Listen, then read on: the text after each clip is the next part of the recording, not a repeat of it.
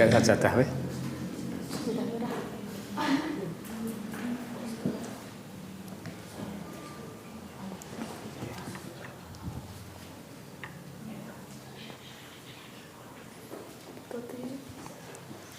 Gusti Allah.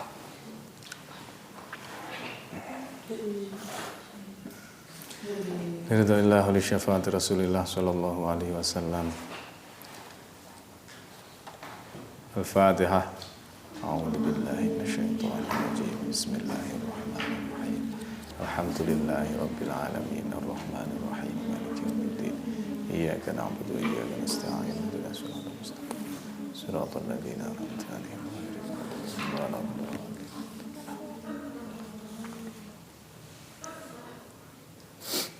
Assalamualaikum warahmatullahi wabarakatuh. Waalaikumsalam warahmatullahi wabarakatuh. Saderengipun ngaos, monggo kita ndedonga sareng-sareng. Bismillahirrahmanirrahim.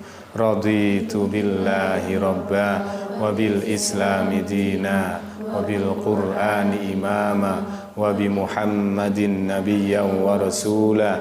Rabbi zidni ilma warzuqni fahma. Allahumma faqihni fid din wa 'allimni ta'wil. Allahumma faqihni fid din wa 'allimni ta'wil. Allahumma faqihni fid din wa 'allimni bit-ta'wil. Sallallahu ala sayyidina Muhammad. Para santri putri Sirajul Munir yang sangat saya cintai, apa kabar kalian semua? Alhamdulillah. Alhamdulillah, tak kurang suatu apapun ya. Hari ini bertepatan tanggal 14 Agustus tahun 2023, hari ulang tahun Pramuka yang ke 62 atau 63? 62. Ya. Dengan tema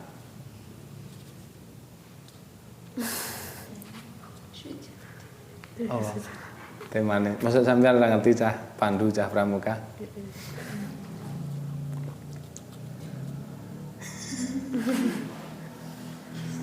Oh.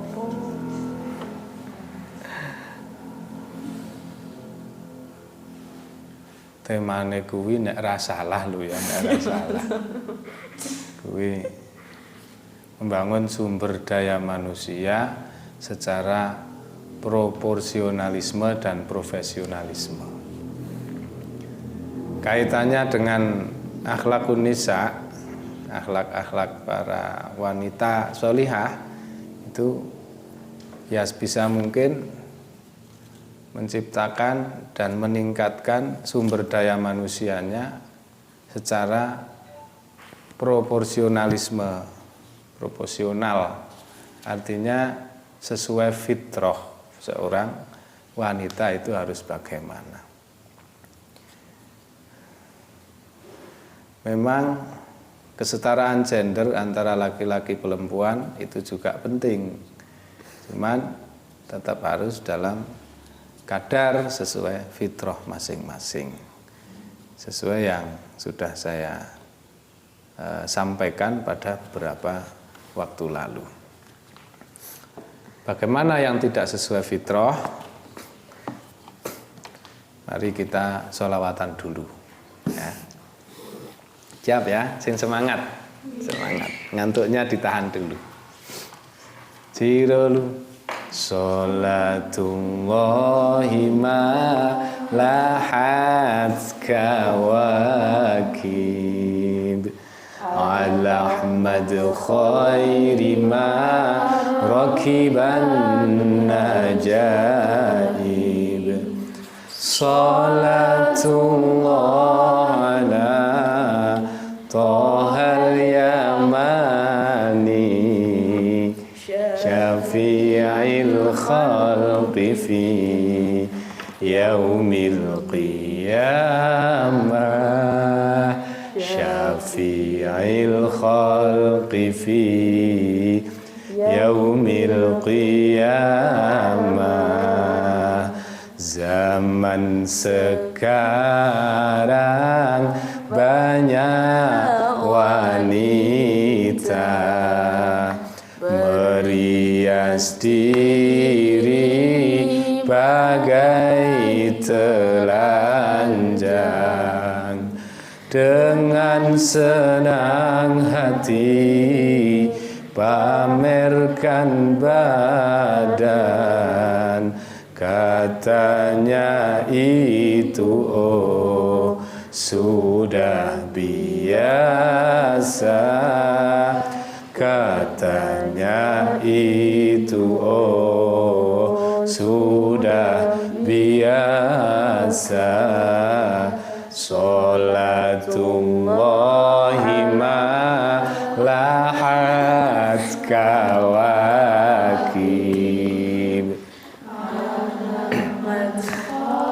bima rakiban najaib. Sholatullahi ma lahat kawakib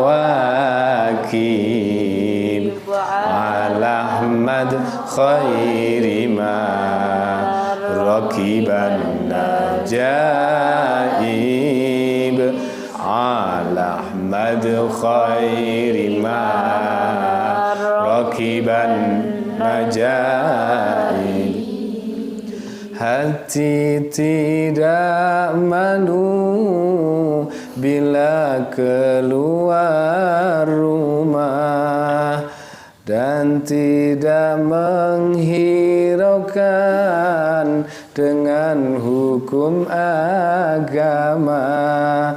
Wahai remaja putri, ingatlah engkau membuka aurat sangat berdosa.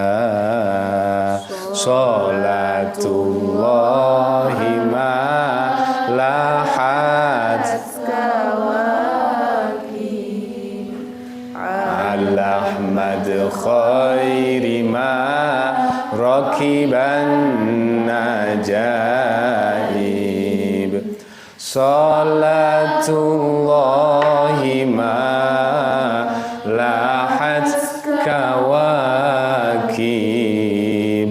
ala Ahmad khairi ma rakiban najaib. Ala Ahmad khairi ma rakiban najaib. Wahai kaum putri berbusana yang rapi. Wahai kaum putri berbusana yang rapi, dengan menjalankan perintah dari Ilahi. Wahai kaum putri, aku berpesan agar engkau selamat dunia dan akhirat. Sholatullahi ma kawakib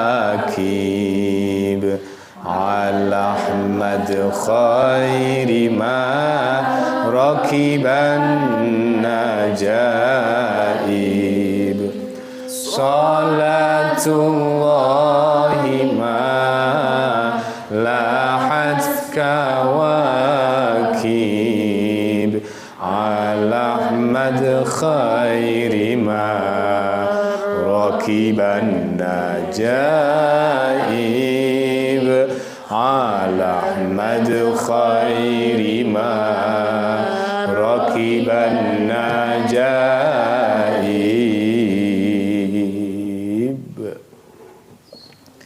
Alhamdulillah, syair ini mengingatkan kepada para wanita zaman now Jangan sampai terseret oleh gelombang zaman, terseret budaya-budaya barat yang sudah sangat biasa dalam membuka aurat. Na'udzubillah min dzalik. Para santri putri, saya tidak menyebut santriwati ya, nanti enggak salah pengertian. Santri putri Pondok Pesantren Sirajul Munir rahimakumullah. Pertemuan yang lalu kita sudah sampai hadis pada halaman 68, yaitu tentang posisi kita sebagai orang tua. Saya sudah sebagai orang tua. Kalau kalian calon, besok ketika sudah jadi orang tua, sudah disangoni oleh Kanjeng Nabi berupa pangandikan muru auladakum bisolah dan seterusnya. Jangan sampai anak-anak tidak kenal yang namanya sholat. Jadi harus diajari sejak dini. Mulai dari usia berapa? 7 tahun. 7, 8, 9, 10. 3 tahun itu cukup untuk mengajari. Sehingga ketika sudah sampai umur 10 tahun, anak kok meninggalkan sholat, itu layak dan pantas untuk diberi pembelajaran yang lebih, tarafnya lebih tinggi, berupa disuruh memukulnya. Pukulan yang tentu saja tidak menyakitkan. Kita lanjutkan halaman 69.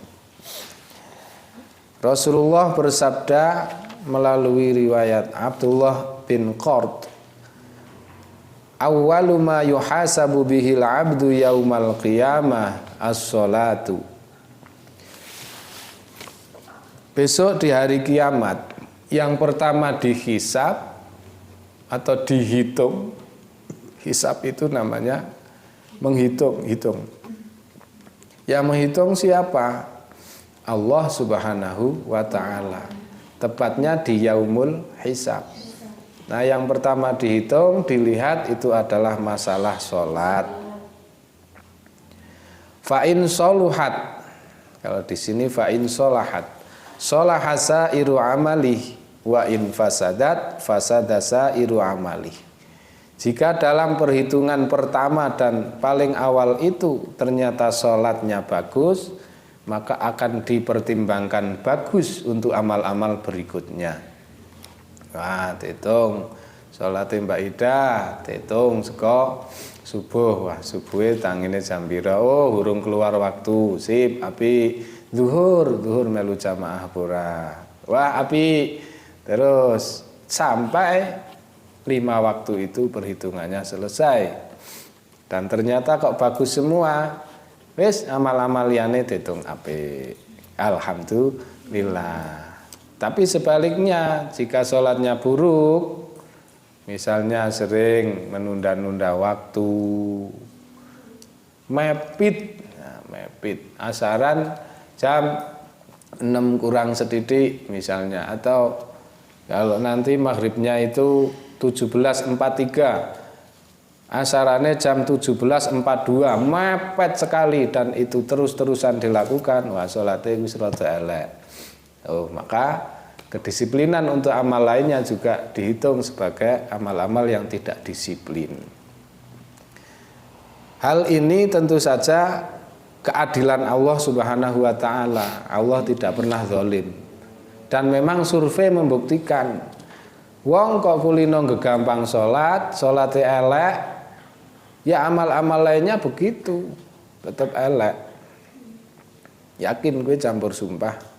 Yakin campur sumpah. Begitu pentingnya sholat di sini. Karena secara tidak langsung sholat itu apa ya? Inspirasi. Sholat itu inspirasi. Atau cara wong Hindu Buddha nih kae, topong ini jenengane apa?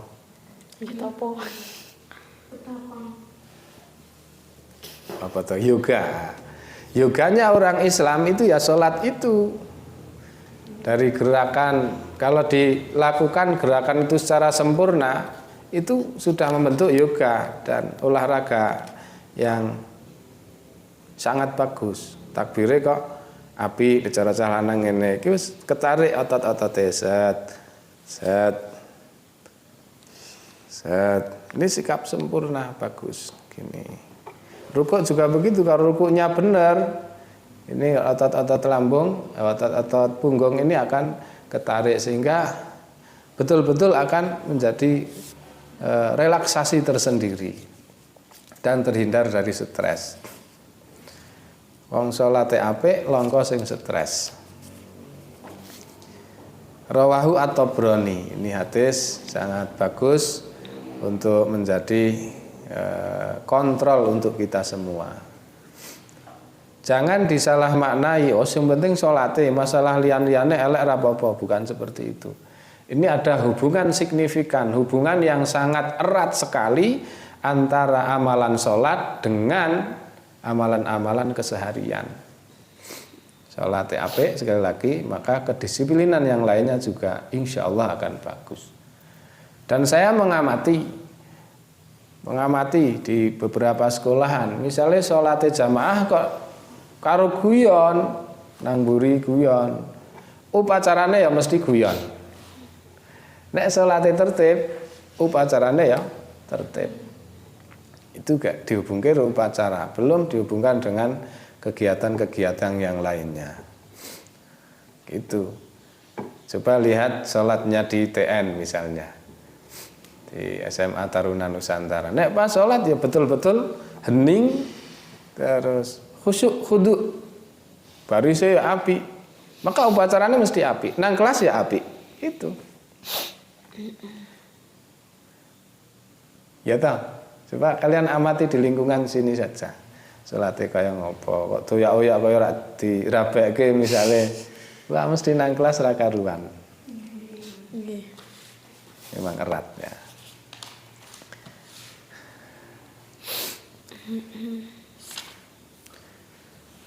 Tentu saja nek perempuan ada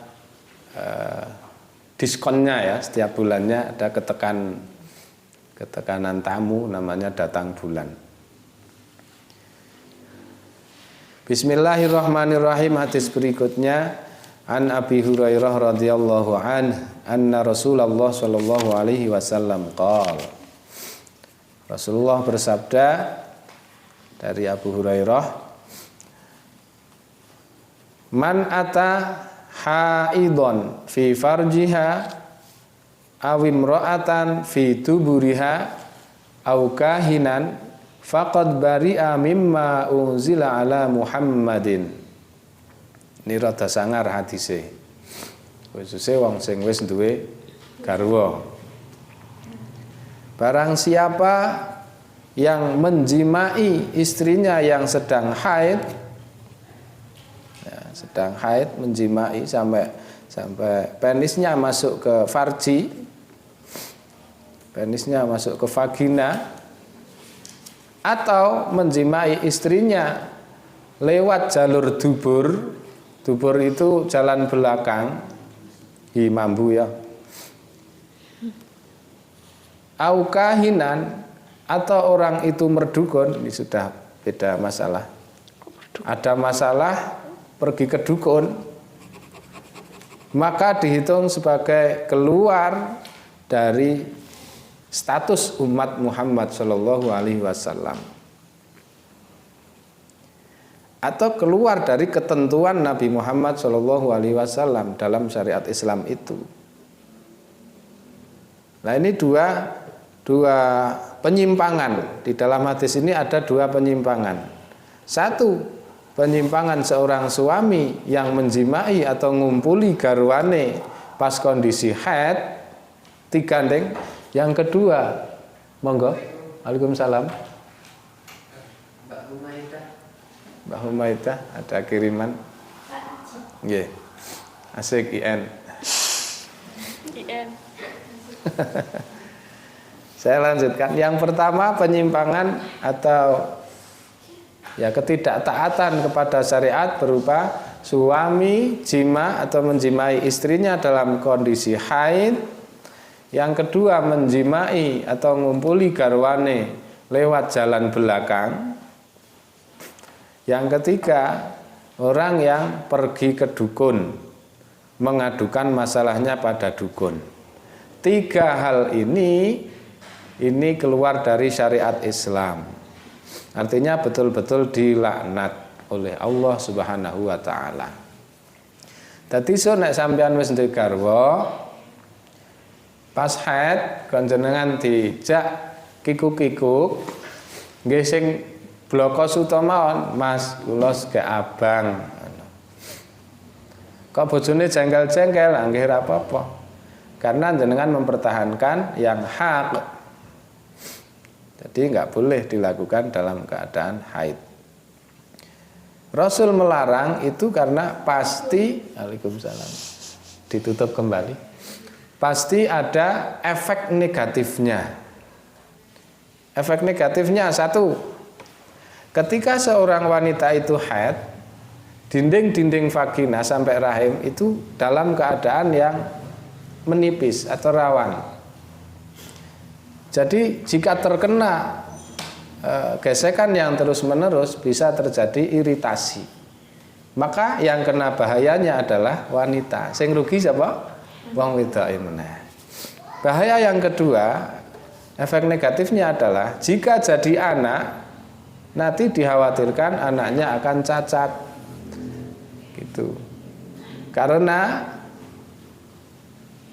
spermatozoid, ya, sperma, mani, pejuh bercampur dengan darah.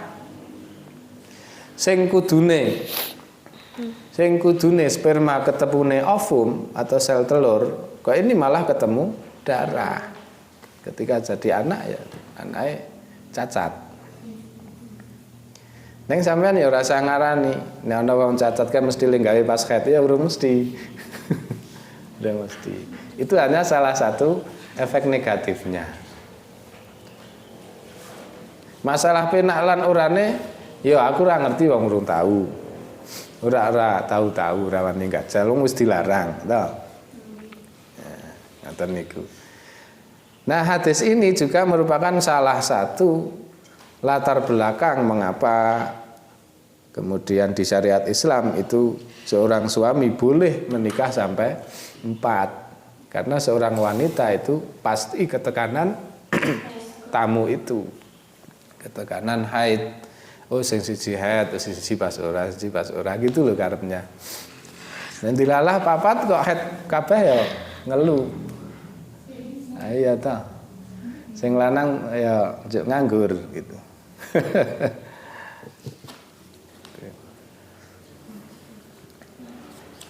Tapi ana hate itu juga ana istirahate. Apakah ini bisa terjadi?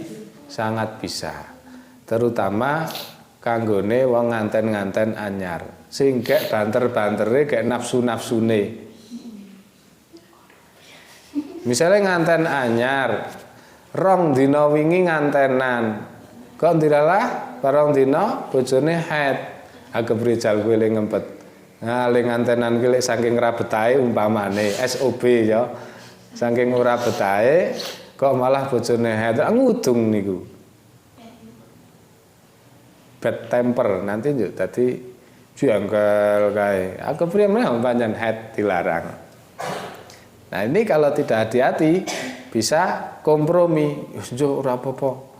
Nganu wae, nggawa kondom misalnya. Sinaosa nggawa kondom tetap itu larangan.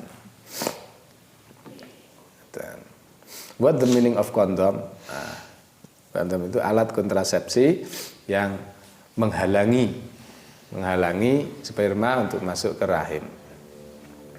Tapi ya tetap dilarang. Karena saat rapat-rapat di kondom itu tetap ada pori-porinya. Paham tak? Nah, terus yang kedua, dilarang menjimai istrinya lewat jalur belakang. Itu juga tidak wajar, kaya ngerawaras. Tentu akan lebih sakit, karena yang namanya dubur itu tidak memiliki lendir-lendir yang bisa memperhalus gerakan. Malah nerangke tekan kono ya ora apa-apa, njen hadise kudu diterangke ngono kuwi. Lah nek dubur kok ora ana apa lendir-lendir yang bisa untuk memperhalus gerakan, itu juga akan membahayakan wanita, bisa menyakitinya. Itu. Nggih to. Nggih apa mboten? Sampeyan ya ngono dibayangke dhewek ya. Iya. Iki gek bahas kok ngene lho, urung Fathul Izar luwih jos menah wi. Sampeyan malah merak ngene-ngene wae isin. Itu apa meneh dubur itu pancen panggonane barang sing mambu-mambu, kopet tai, mesti ana turahane. Kuning, ya nek kuning nek ijo. Itu sangat tidak menyehatkan. Ya bener ora dadi anak neng tidak menyehatkan. Maka dilarang. Itu sama dengan perbuatannya kaum Sodom. Kaum Sodom, kaumnya Nabi Lut alaihi salam. Itu lanang karo lanang, wedok karo wedok. Neng zaman semono lanang karo lanang. Nek lanang karo lanang sing dijimai apa nek ora dubure. Tetep dubure nek mepet-mepet yo ora karo dubure karo cangkem. Yang disebut dengan anal seks. Oral seks. Kalau oral seks lewat mulut, kalau anal seks itu lewat dubur. Pripun lewat mulut? Ya nek apa oral seks yang mulut ya penisnya masukkan mulut, yang satu sebagai yang penis, yang satunya pakai mulut. Engko nek wis nganu gentenan, itu penyimpangan seksual. Normal. Zaman Nabi Lut wis ana ngono kuwi. Cewek. Hah? Cewek karo cewek? Cewek karo cewek ya maine meng mbuh jilat-jilatan ya.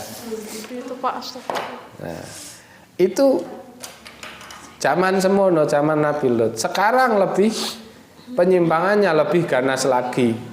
Untungnya kita hidup di zaman Nabi Muhammad SAW. Itu ada dispensasi untuk umat Muhammad itu.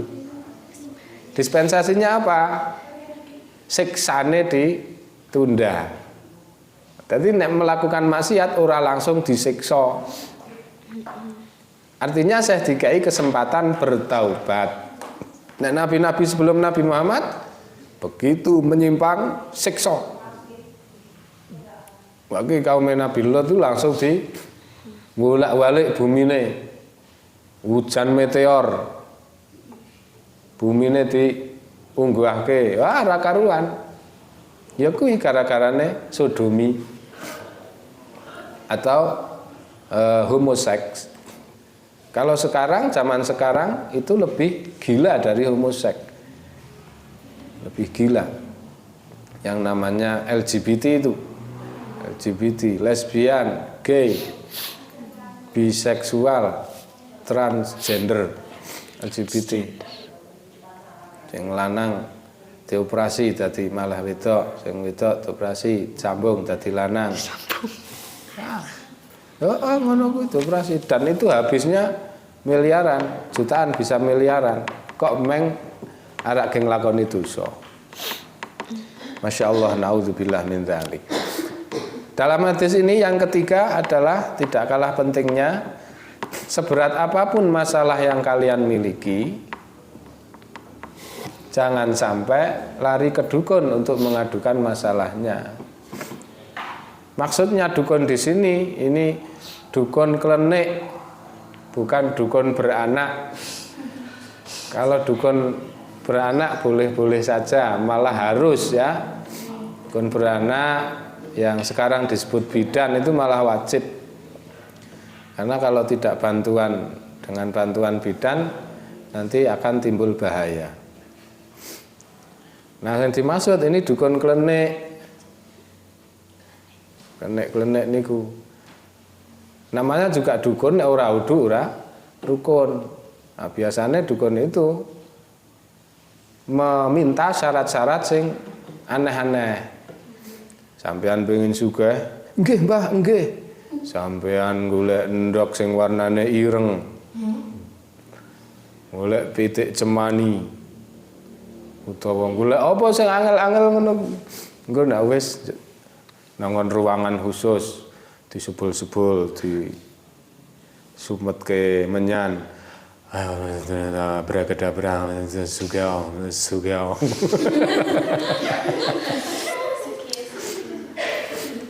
Merdukun. Hati-hati. Dukun. Sekarang banyak yang ketangkap dukun cabul itu banyak. Dukun buka praktek bisa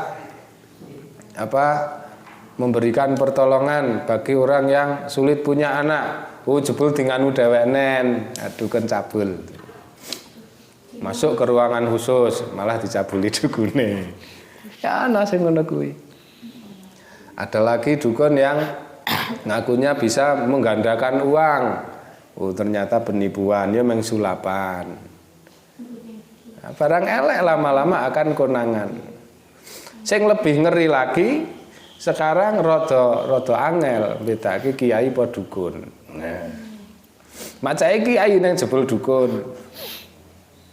Ana ngono kuwi. Kok iso? Mungkin dia macake kitab-kitab rapatek payu. Bahasan kai donga-donga sing rada aneh-aneh malah manjur. Wah, ganti profesi wae, ganti dukun. Akhirnya jadi kaya gara-gara dia merdukun. Waktu menggelar pengajian jamaahnya hanya mentok-mentoknya 20. Bahasan buka praktek perdukunan, wah sing antri ewon. Ini godaan itu. Nah, ternyata orang yang merdukun itu mengadukan masalahnya ke dukun dan plus dukunnya itu tidak diakui sebagai umat Nabi Muhammad SAW. Kalau tidak diakui, otomatis di akhirat tidak berhak mendapatkan syafaat. Naudzubillah min dzalik. Padahal sapa meneh sing iso nyafaati nang kono. Anak-anak yang saya cintai, hadis ini pendek tapi ya cara Jawane cetek neng belet. Cetek neng belet. Dieling-eling ya wis digarwa ngono kuwi. Hadis berikutnya, kalau gak bilang, yes, ingane ora mari-mari.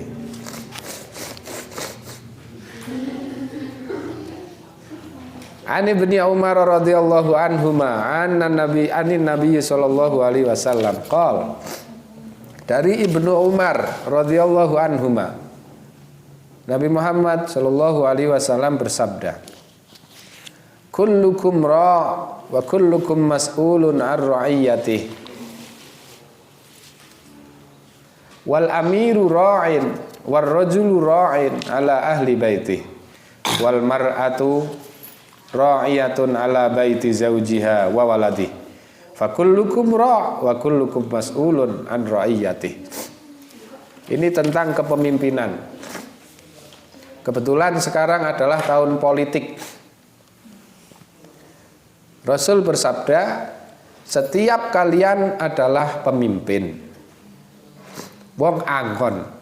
Angon kok agon. Angon, ro'en itu wong angon.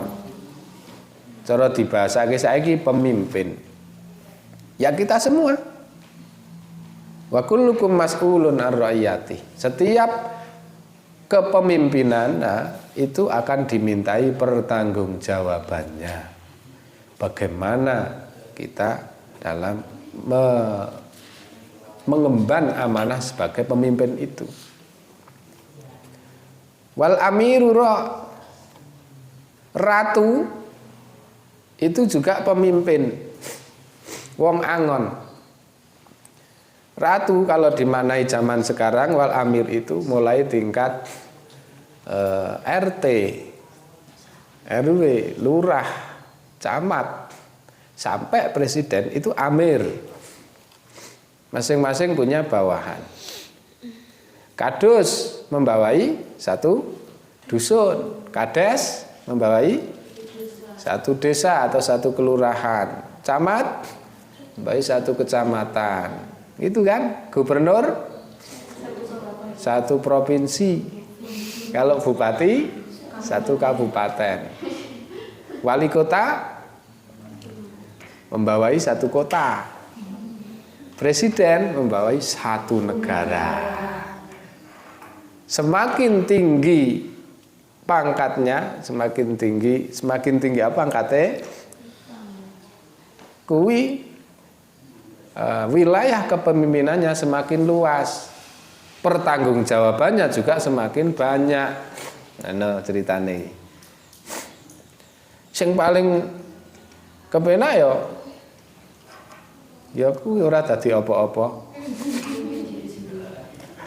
Gak mimpin diri sendiri wae engko pertanggungjawabannya wis ukih he. Yakin lu campur sumpah. Warrajul ra'in an ahli baiti. Seorang suami ya, rajul wong lanang itu angon utawa dadi pemimpin marang ahli omahe, keluargane. Yang dimaksud di sini ya tentu saja suami. Suami, kakak itu bertanggung jawab terhadap adiknya. Suami tanggung jawab kepada istri dan anak-anak. Utama kepada istri. Itu juga akan dimintai pertanggungjawabannya. Misalnya aku suami ya, aku ya dan suami. Itu akan dimintai pertanggungjawaban bagaimana saya memimpin istri saya. Mulai dari bangun tidur sampai tidur lagi. Piye umpamane bojone ngene sampean sebagai suami sikapnya bagaimana? Itu takokke esuk. Nanggon yaumul hisab niku. Wal mar'ah tak lupa wong wedok bojo kuwi ya dadi pemimpin, wong angon ala baiti zaujiha wa waladi. Tanggung jawabe nanggon omahe bojone. Cara ngerawat rumahnya. Jadi aja ngasih apa omah kok amburadul ting celekata nggih. Ting celekata gelas-gelas kotor, piring-piring kotor, klambine ambruk-ambrukan tidak terurus, sawang di mana-mana. Terus belek ting telecek. Ih, nek bayangke omah kaya ngono iki piye? Nah, kuwi ternyata miderek hadis niki dadi tanggung jawabe wong wedok. Artinya di sini wong wedok sing tidak kerja di luar. Sing nang omah terus. Ngono. Nek padha-padha metune berarti tanggung jawab bersama. Wong wedok ora kerja nang njaba, bukan wanita karir. Meng nang omah wae kok sampai nang omah meng dolanan HP, terus liran dolanan HP, nonton TV, liran ngono apa meneh. Bobo sampai pekerjaan rumah tidak terurus, nah itu akan ditanyakan pertanggungjawabannya besok. Wa waladihi ditanyakan juga tentang anaknya. Kalau anaknya sampai tidak terurus itu wah, ya wedok wis dituntut panggih.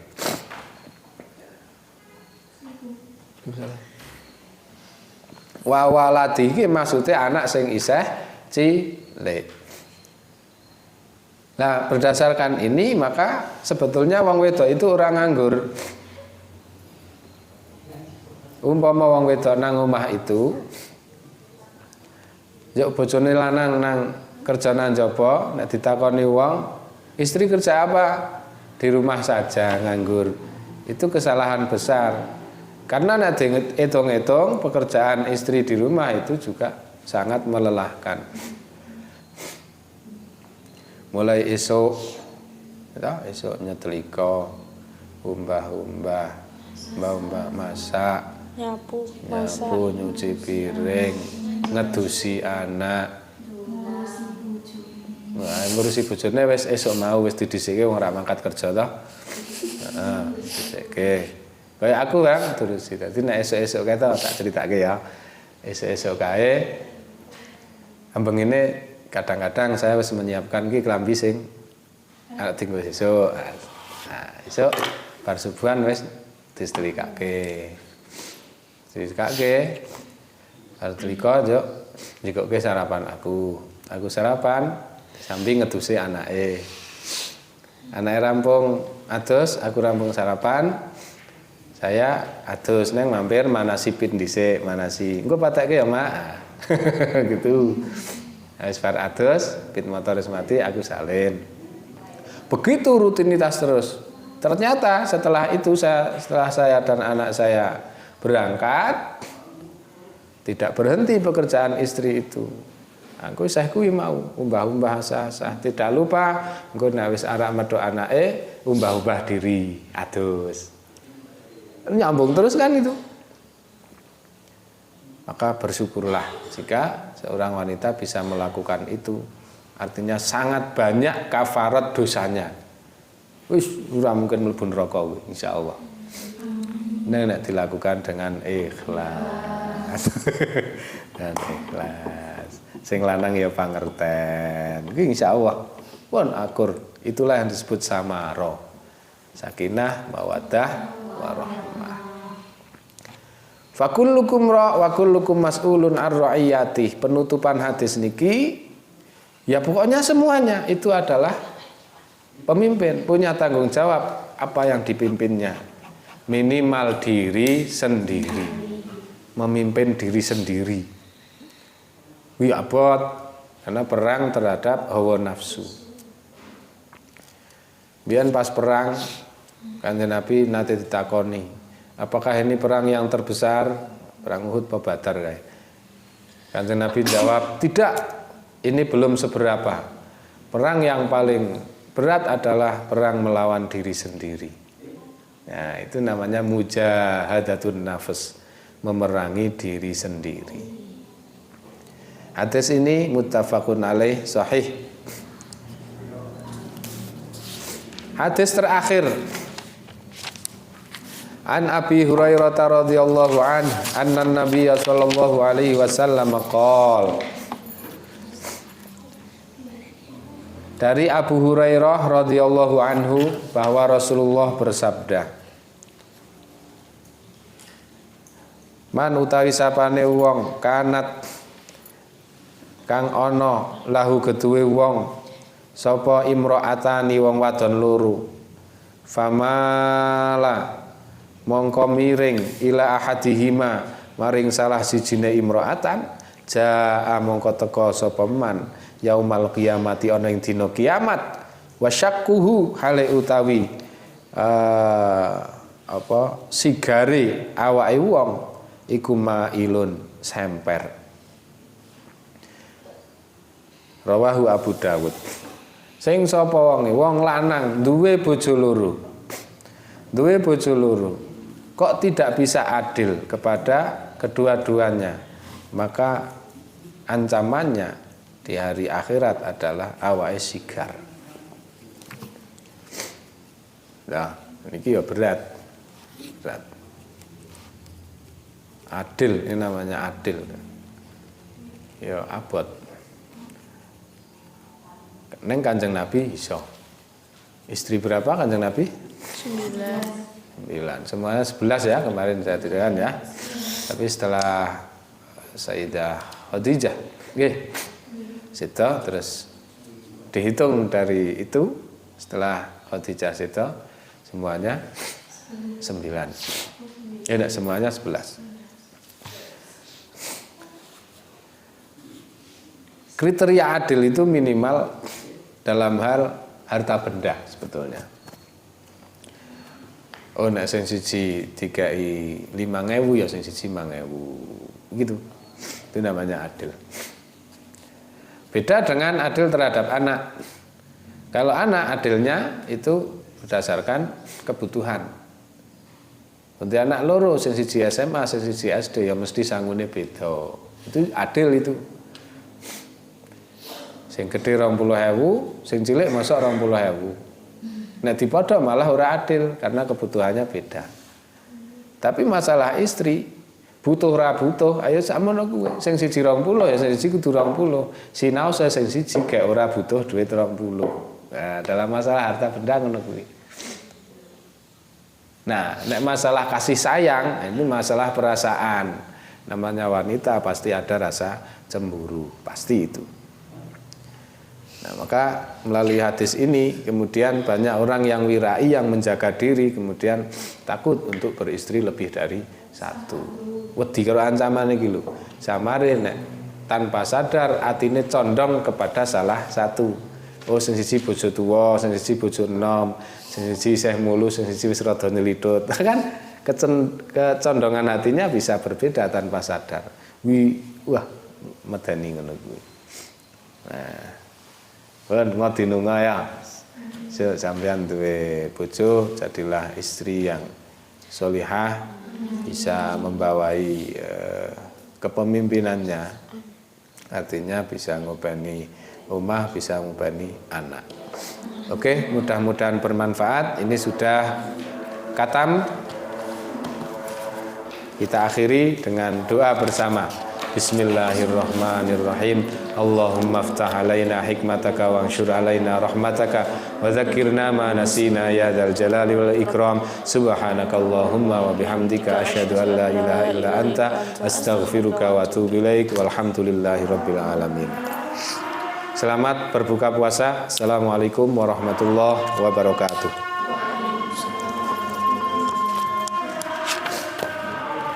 Makin nahu, Pak. Nah,